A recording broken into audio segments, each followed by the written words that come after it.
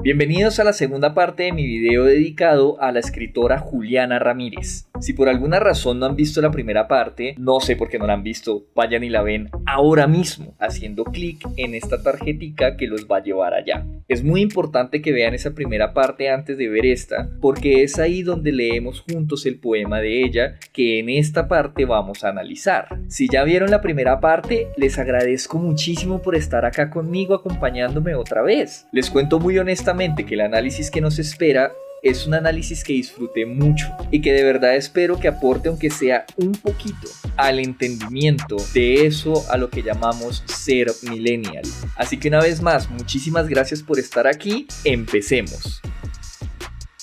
Este es un texto bien interesante porque es un encuentro entre una gran sencillez en el lenguaje y la exposición de grandes ideas, de todas maneras. Porque una cosa que tengo que destacar desde el principio es que Jules es una buena escritora. O sea, el hecho de que ella escriba con sencillez o con palabras cotidianas no significa que ella no esté haciendo uso de juegos del lenguaje o de ciertas estrategias poéticas que vamos a ver a lo largo del análisis. Entonces, arranquemos. Tenemos la primera estrofa que para mí no es el inicio del poema realmente, aunque está en el poema. Ahora, el asunto es que esta es una escritura para blog y eso tiene implicaciones, porque la primera estrofa parece más una introducción para los lectores, pero no para el lector desprevenido, sino para el lector que ya la conoce. Yo no sé si eso sea cierto o no, no sé si me lo estoy inventando, pero es la impresión que me da. Ella arranca diciendo, hoy mi capicúa favorita, como si el lector ya supiera. Esto puede ser un juego, un pacto de complicidad para que el lector sienta que ya se le está confesando algo y en ese sentido entre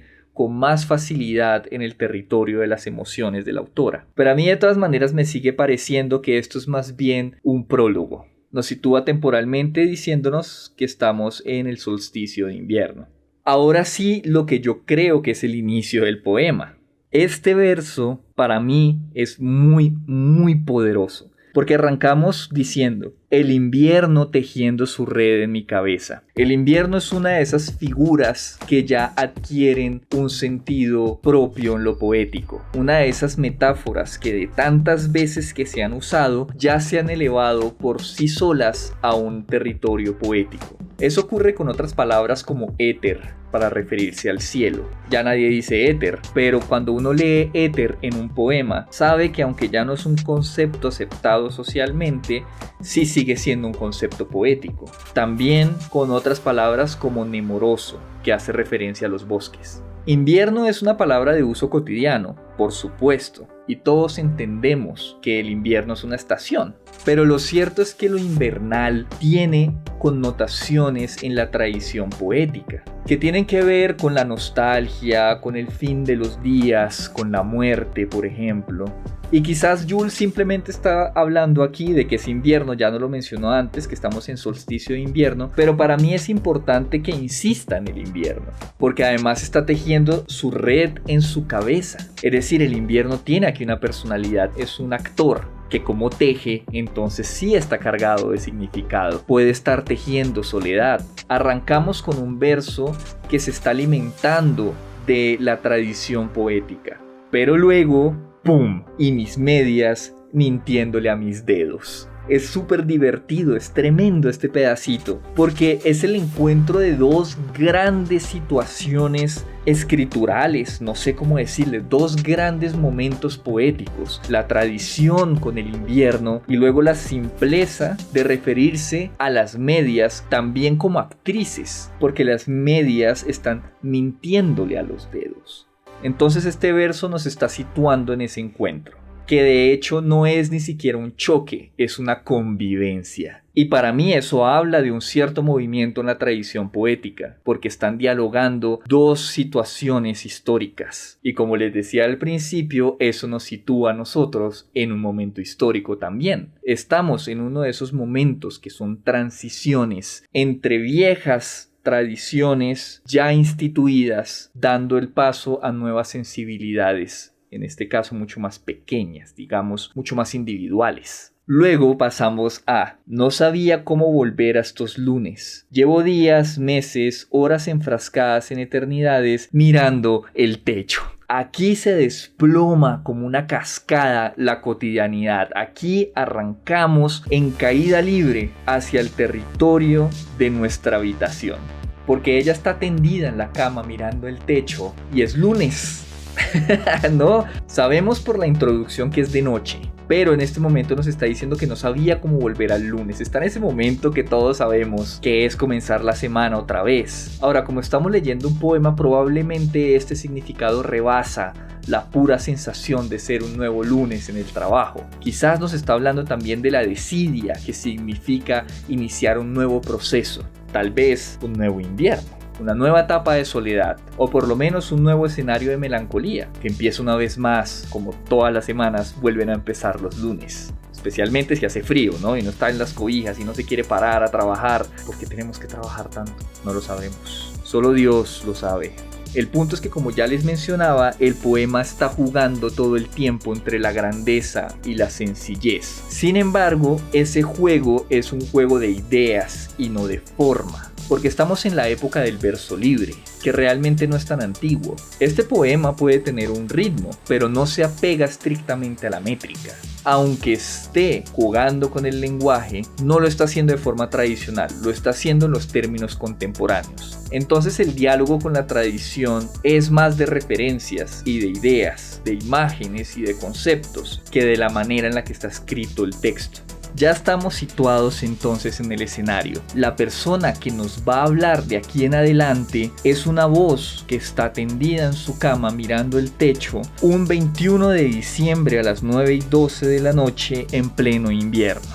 Y a partir de este momento entonces vamos a escuchar todo lo que está en su cabeza y cuál es la reflexión que le propicia el estar en ese escenario. Entonces, intentando volver a tocarme. Aquí me tengo que detener porque me parece que hay una variación respecto a otros momentos de la poesía en el pasado. Ahora, yo no sé para ustedes, pero para mí, al leerlo, lo primero que se me ocurrieron fueron connotaciones sexuales relacionadas con el tocarse a sí misma. Pero obviamente también está el nivel de la sensibilidad, del tocarse a sí misma desde un punto de vista sensible, de tocarse en la reflexión. No obstante, y en contraste con tradiciones pasadas, este poema tiene una cierta facilidad para expresar una situación de carácter sexual sin necesidad de disfrazarlo. Para mí es más claro que desde esta representación figurativa de ese acto masturbatorio se desprenda una reflexión sobre lo que significa ponerse en contacto con uno mismo otra vez, en esa meditación de estar sola mirando hacia el techo. Antes era más probable que se insinuara la sexualidad, que fuera algo sugestivo, que al lector le fuera posible interpretar a partir de ciertas imágenes. Yo creo que aquí la imagen es más bien clara, porque es que ni siquiera le da lugar a la interpretación realmente, intentando volver a tocarme. ¿Qué más hay que decir? Pero sí se puede sacar de ahí la pregunta por el qué significa tocarme más allá del acto de la masturbación. Hay un acto reflexivo también, y el poema nos ha situado en ese escenario, porque nosotros estamos hoy en día mucho más expuestos a la sexualidad que antes. El cuerpo en términos sexuales está de hecho por todas partes. Entonces se abre la puerta a que sea fácil decir algo como esto. Pero desde el territorio de lo poético también se está abriendo al escenario de la reflexión. Sigamos. Es atrapado por los miedos absurdos de ser persona. Ojo, miedos absurdos, pero miedos. Hay una conciencia de que el miedo de ser persona es absurdo, pero el punto es que estamos enfrascados en ese miedo, y eso tenía que ver con la reflexión que les hacía antes de que leyéramos el poema. El punto es que estamos en este momento atrapados de cierta manera ante un montón de incertidumbres que se nos plantean en el desarrollo de la identidad, pero también en la exigencia de ocupar un rol productivo, pero que también nos haga felices, pero en el que también podamos desarrollar nuestras capacidades, etcétera, etcétera, etcétera. Es una pesadilla, es una persecución eso. Hay en ese sentido en este poema la conciencia de lo absurdo que es ese temor, pero también la conciencia de que ese temor es real, que se complementa con el hecho de ser persona amada, ser persona sujeta del afecto de alguien. Es un hecho que el concepto de la relación afectiva hoy en día está en crisis, y de hecho no me voy a detener mucho en eso porque eso ya es otro territorio y que obedece más a cuestiones sociológicas y bueno. Pero quiero señalarlo porque les voy a hacer un pequeño spoiler. Y es que a partir del próximo video vamos a iniciar un ciclo de literatura y poesía mística. De hecho, la primera autora se llama Juliana también. ¡Wow! ¿Será coincidencia? Tal vez no.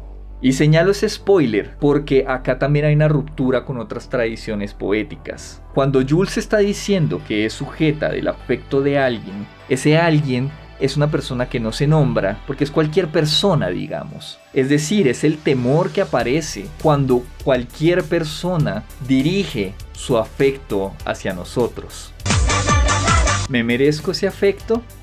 Lamentablemente esas son preguntas que surgen en estos tiempos y a lo mejor en tiempos pasados también, pero hoy son una constante de nuestra cotidianidad, de la construcción de quienes somos, y son conflictos a los que nos enfrentamos cada vez que entramos en relación con otras personas. Pero esta es la clave para hacer la distinción con otras tradiciones, cuando nos enfrentamos a la relación con otras personas. Porque es que en la mística tiene otro sentido preguntarse si soy digno de que Dios me elija. Porque es Dios, tiene todos los poderes.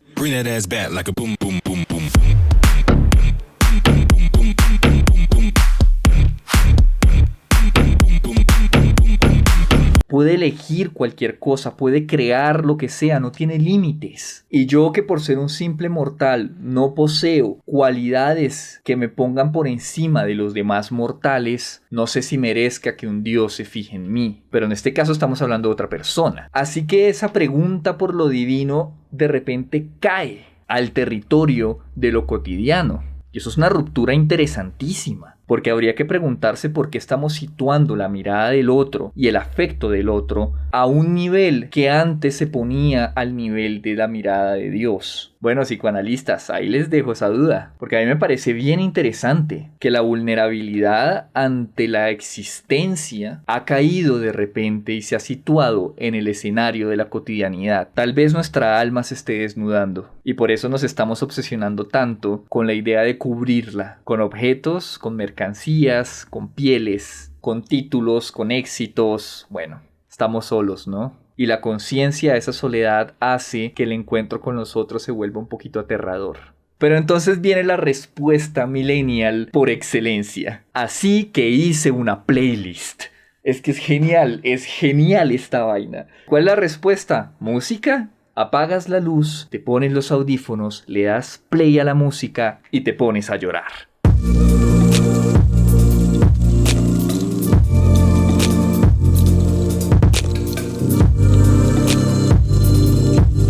Es una cosa extraordinaria, porque además nosotros vivimos en una época en la que la experiencia cotidiana se ha hecho estética. Vamos a ponerlo en estos términos para entenderlo mejor. Hace 300 o 200 años no podías poner música cada vez que quisieras. Sencillamente no podías hacerlo. La única opción que tenías era aprender a tocar un instrumento. Si acaso tenías los recursos económicos para comprar uno o lo habías heredado por alguna razón. Pero eso obviamente también tenía sus limitaciones, porque los recursos para aprender a interpretarlo de buena manera no eran tan asequibles. Es decir, no era tan fácil que alguien te enseñara, y tampoco es que las partituras se consiguieran en todas partes, y además tenías que saber leerlas, si es que acaso sabías leer. La otra opción era ir a escuchar a las orquestas, para lo que también tenías que pagar. Pero hoy tenemos radios sonando a toda hora en todas partes. También tenemos Spotify. Podemos poner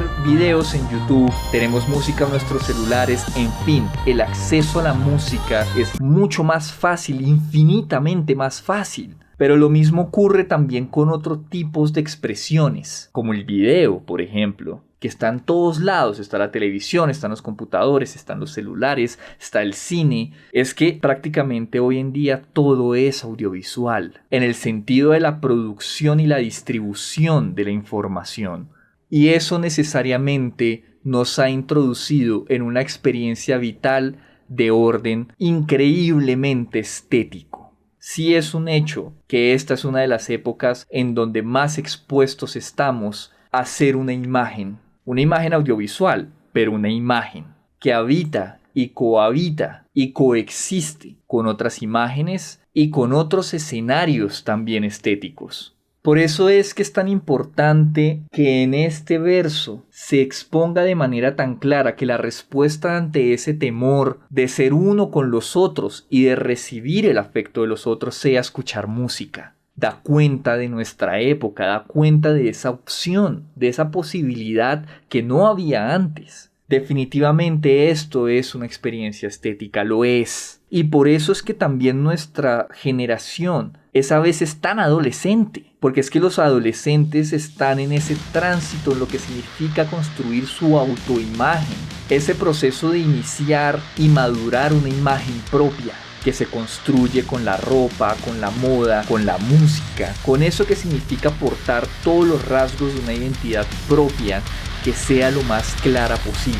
Es un proceso constante de comunicación que no acaba, así como no le podemos cerrar los oídos a la música que nos envuelve todo el tiempo. En ese mismo sentido podemos dar un salto mucho más adelante en el poema, a esta estrofa que dice: «Qué miserable es el amor, tan cobarde ya escondido, en medio de luces de colores que solo dejan ver la mitad del rostro de alguien que empiezas a desarmar adentro y afuera».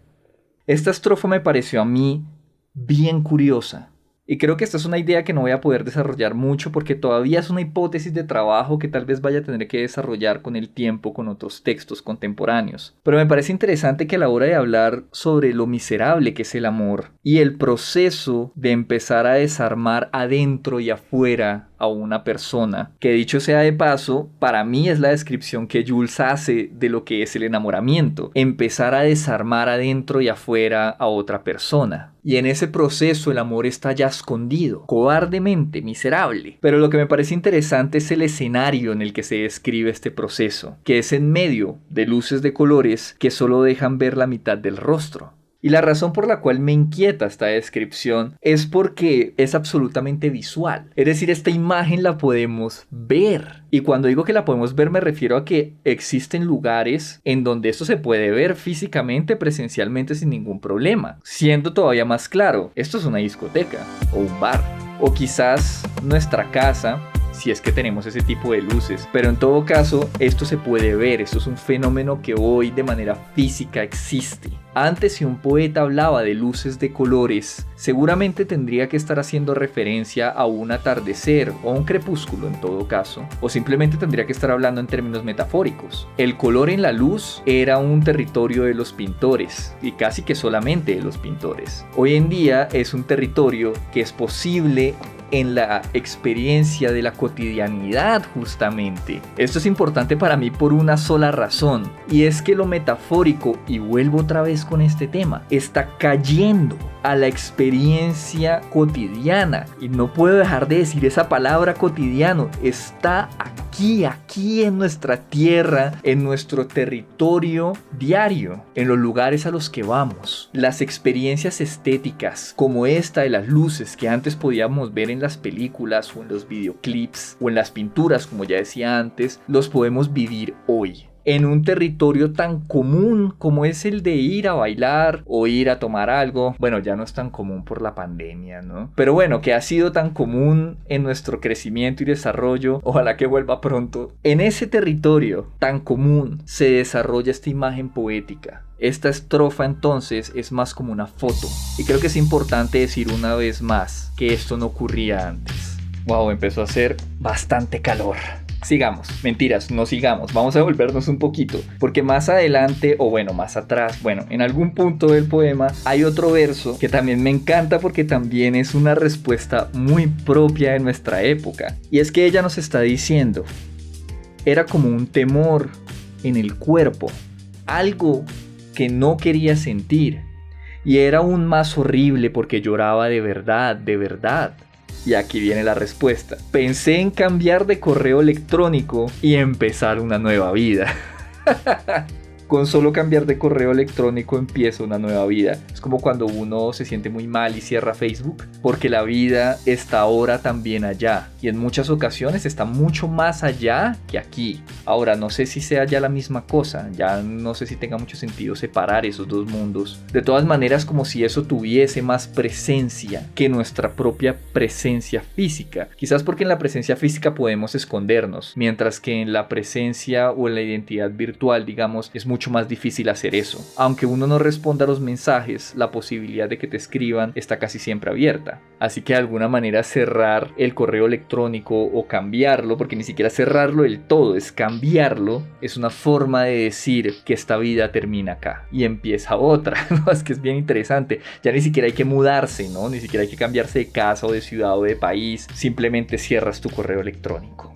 Para continuar con ese desplome poético, con ese atacar la estructura poética, me gustaría hacer simplemente una mención de este verso que dice: como ya estaba encaramada la tristeza, las vértebras o esas cosas lumbares que no sé nombrar se encogieron en un infinito dolor punzante. Esas cosas lumbares, ¿no?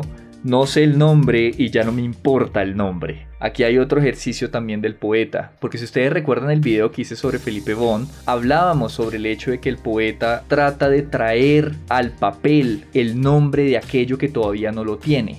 Lo más seguro es que estas vértebras o cosas lumbares sí tengan un nombre que debe estar en el diccionario. Pero el punto es que ya no importa cuál es el nombre, porque importa más la emoción. Ese es un movimiento poético distinto, al que le preocupan otras cosas. Y hace eco también de quienes somos hoy en día, personas que no necesitamos saber tantas cosas porque las podemos buscar. Es bastante fácil entrar a Google y escribir, por ejemplo, nombre de los huesos de la columna, algo así, que de repente nos arroje resultados y ok, ya sabemos cómo se llaman esas cosas lumbares.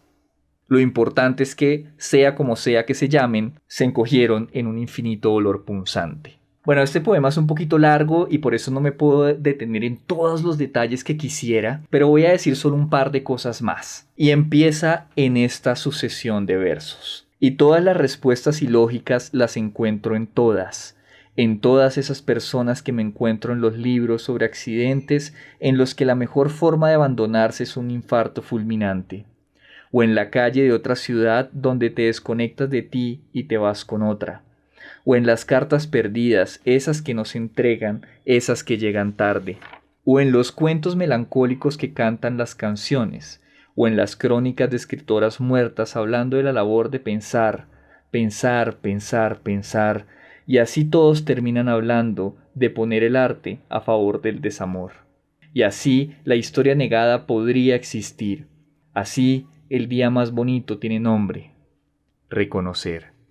Esta sección del poema me gusta bastante porque de hecho puede ser una respuesta a algunos comentarios que he hecho yo a lo largo de este video que pueden ser utilizados para criticar a nuestra generación. Y es el hecho de que en estos versos queda claro que ella ha leído historias en las que resulta que la mejor manera de escapar a los problemas, a los accidentes, como ella misma lo denomina, es morir, abandonarse a un infarto fulminante. ¿Por qué me parece importante esto? Porque hay un reconocimiento de lo ficticia que es la ficción. Es decir, hay una conciencia y una aceptación de que la vida exige luchar contra esos accidentes. Dejarse morir no es la salida. Porque ya en el verso anterior señaló que las respuestas ilógicas las encuentra en esas personas que están en esos libros que se dejan morir. O sea, para ella no es lógica esa alternativa. No sabemos exactamente cuál es la alternativa que sí le resulta lógica, pero sí es un hecho que sanó, así que desde este momento ya ha descartado abandonarse al infarto fulminante. Acá hay una voluntad de lucha, una voluntad de pelear contra esa respuesta ilógica. Insisto, una claridad respecto al hecho de que abandonarse al infarto fulminante no es la salida. Y este bellísimo verso, y así todos terminan hablando de poner el arte a favor del desamor. Es que me encanta la manera en la que se resiste a caer en ese cliché, la manera en la que no permite que, a pesar de que su respuesta sea cambiar de correo electrónico o crear una playlist, pensando en el temor absurdo que es ser sujeta del amor de alguien más, de todas maneras se pelea con la idea de que su creación tiene que estar al servicio de esos sentimientos. Incluso a pesar de que lo esté escribiendo en este poema, a pesar de que ese poema esté situado en ese escenario, es también una postura, una actitud, un lugar desde el cual escribir siendo joven, en el que dice: todos antes, estas personas ilógicas han terminado hablando de que el arte se pone a favor del desamor. A mí me parece de todas maneras que Jules está asumiendo una postura crítica ante eso, a pesar de que llega el último verso que a mí me parece muy potente. Así, el día más bonito tiene nombre: reconocer.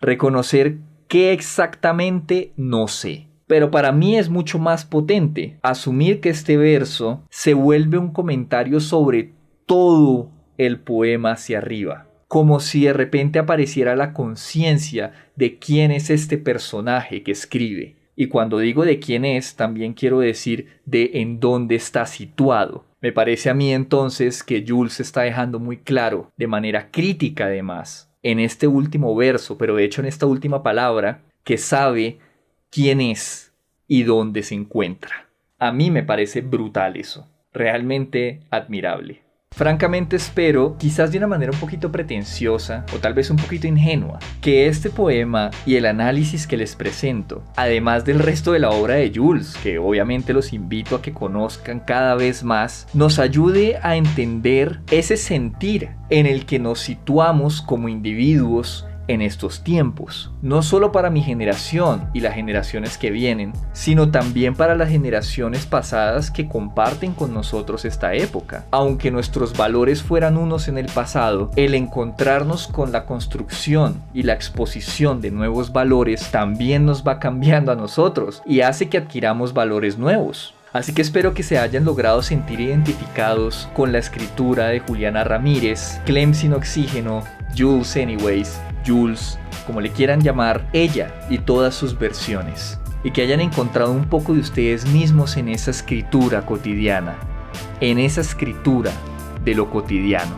Si les gustó el video, por favor denle like, suscríbanse y activen la campanita para enterarse de cada vez que haya un video nuevo. Y por favor, les pido de todo corazón, compártanlo con todo el mundo. Eso ayuda mucho a que el canal crezca más personas se enteren y yo pueda seguir haciendo este tipo de videos. Lo digo como si ya me estuviera ganando algo por hacer esto. No me estoy ganando nada. Solo la infinita alegría que me produce que ustedes me vean y que me escriban. Así que también escriban en sus comentarios cualquier opinión que tengan sobre este video o sobre este canal. Me alegro muchísimo encontrarme con ustedes otra vez y espero volver a verlos muy pronto en un nuevo capítulo de Una Voz en el Desierto. Les mando un gran abrazo a todos. Chao.